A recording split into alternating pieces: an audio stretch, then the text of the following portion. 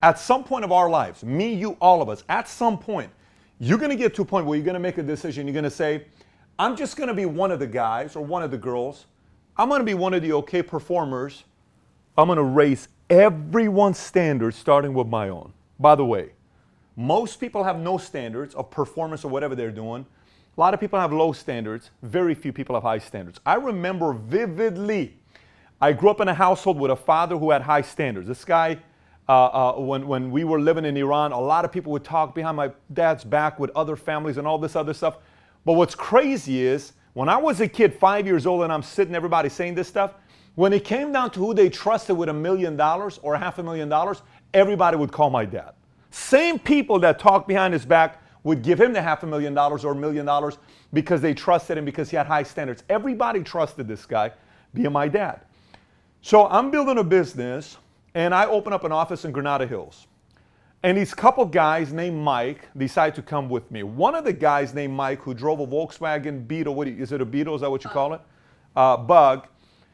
He was probably the laziest guy I had met that I had in an office as a broker, okay?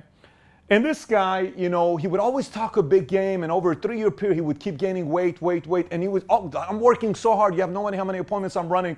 And I would tell him, raise your standards, raise your standards, raise your standards. One time, he didn't pay rent to me for 9 months straight. 9 months straight, he's not paying rent. I said, raise your standard, raise your standards, raise your standards. It's 2 o'clock in the morning. This one time, he's in the office with me. He's in tears crying. And he says, Pat, one day I'm going to tell the world about how you changed my life because people have no idea how much you've impacted me as a leader. No problem. Every 6 months, I raise my own standards. Higher and higher and higher and higher and higher. The first time I decided to raise my standards was very awkward because I started seeing some people weren't comfortable being around me. I started seeing some people didn't want to be around me anymore because I pushed their buttons all the time.